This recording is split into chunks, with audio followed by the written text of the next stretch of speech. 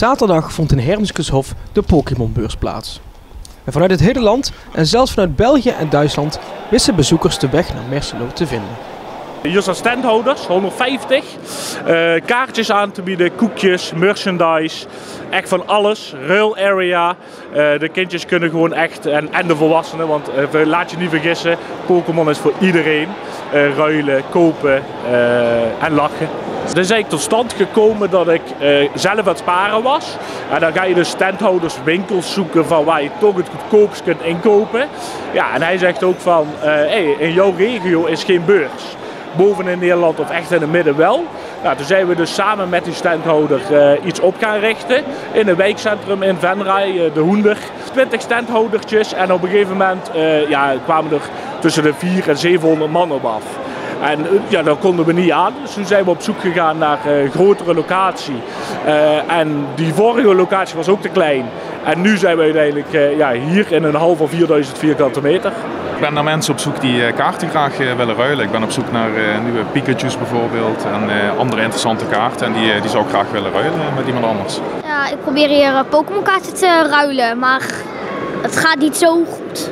En waarom gaat het dan niet zo goed? Ja, we zijn hier niet eerder geweest en er kon niemand bij zitten. Nou, jullie kwamen er net bij zitten. Ja, want waarom komen wij dan bij jou zitten, denk jij? Om te interviewen en niet om te ruilen. Ik ben zelf ook een fan van, vooral vroeger. Alleen ik heb een dochter en die is ook begonnen, de Pokémon verslaafde zeg maar. En door haar is het weer aangewakkerd. En zijn we zelf ook aan het sparen. Wat is dan zo bijzonder aan Pokémon? Het bijzondere is, je maakt het pakje open en dat er natuurlijk een zeldzame in kan zitten.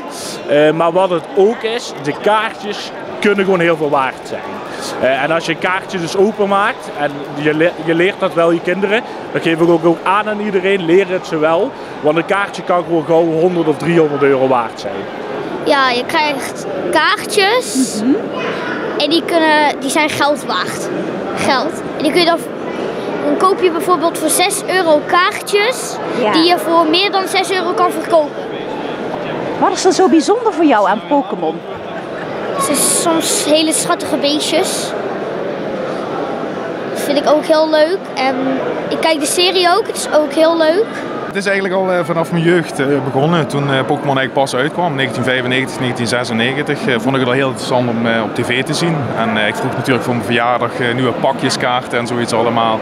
En toen is het eigenlijk begonnen. Dat is eigenlijk nooit echt opgehouden. Ja. Heb jij ook een bijzondere kaart waar je echt heel veel waarde aan hecht?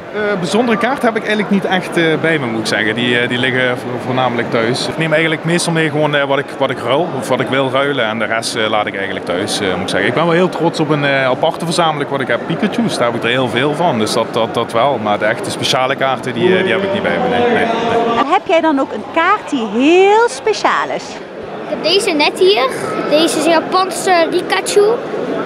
Ik weet niet hoe speciaal die is, maar is er wel. Maar die heb jij dus zelf gekocht, begrijp ik dat? Of heb je die juist geruild? Nee, dat ging zo. Moest ik aan een rad draaien voor 3 euro. En toen kreeg ik hem. Er is natuurlijk één bepaalde kaart, de Charizard uit 1995. Hij is hier handig te verkrijgen, alleen dan moet je diep in de buidel tasten.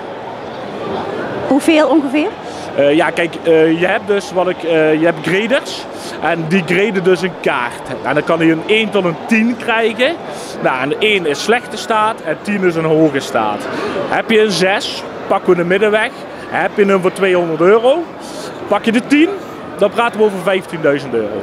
Je moet het bijna zien als we over die kaarten praten, over een belegging.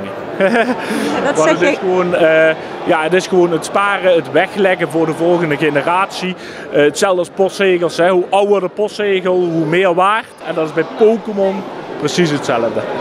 En als jij dadelijk weggaat hier, wanneer is het dan voor jou geslaagd?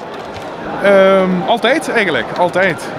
Ik ben natuurlijk altijd op zoek naar specialere Pikachu's, maar een dag zoals deze is altijd eigenlijk wel leuk. Je ziet altijd interessante dingen, je ontmoet nieuwe mensen en dat maakt eigenlijk de dag gewoon geslaagd voor mij. Ja. Wanneer het geslaagd voor mij is, als ik vanavond naar de standhouders toe loop en eigenlijk een duim omhoog krijg. Roel, dit is goed geregeld.